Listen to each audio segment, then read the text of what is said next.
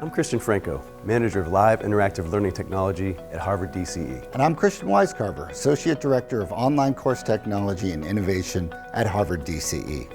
Our team investigates, designs, and implements technology solutions that facilitate real-time communication for more than 900 online courses a year under our HELIX umbrella.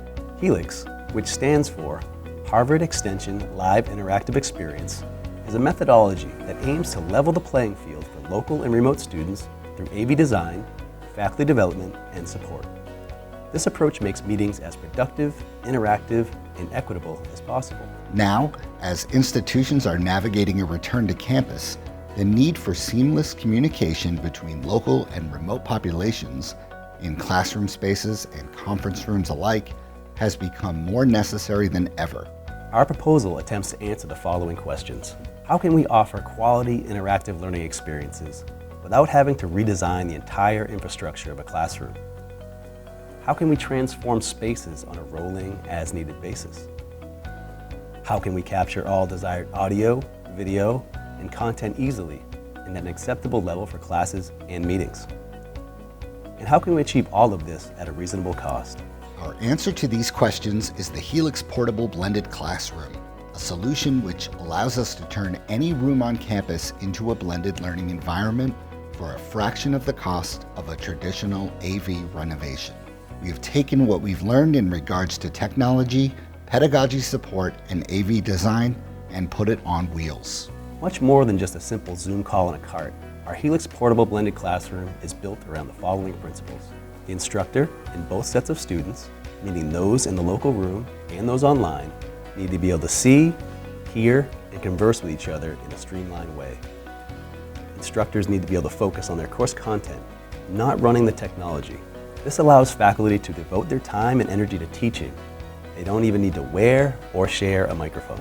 Finally, as renovations to create blended learning rooms can cost upwards of $100,000, this configuration needs to achieve the functionality we're used to at a low cost. Our current iteration can be built for about $10,000 for a small classroom and about $15,000 for a large room.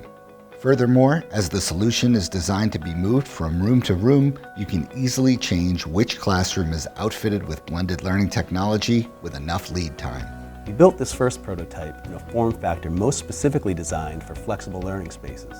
However, we don't see this as a one-size-fits-all solution. As all renovations require space-dependent consideration, our plan is to create variations suited for spaces of different size and purpose.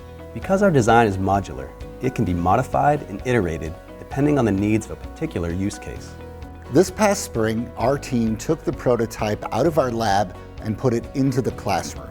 And as a key part of the recent FAS hybrid learning pilot, we're able to combine local and remote students in 3 FAS courses, right here in this very room. It was easy to use in terms of how it meshed with my sharing of audio and visuals. That was pretty easy too. I was confident that the students could all see my screen.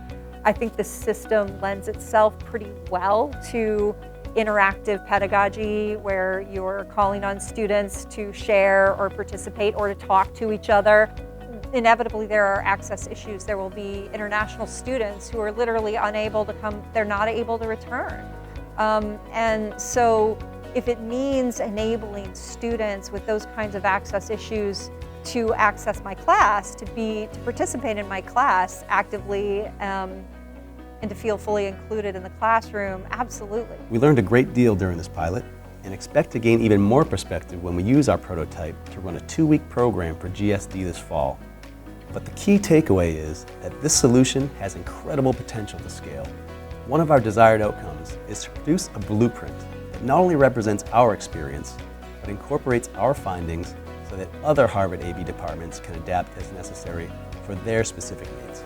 The PAIF fund will allow our team to collaborate with an outside vendor to make the cart user-friendly, quicker to set up, and more easily adopted by Harvard at large. On behalf of the DCE Innovation Team, thank you for listening to our pitch and considering this project for funding. For any questions, we can be reached at innovation@dce.harvard.edu.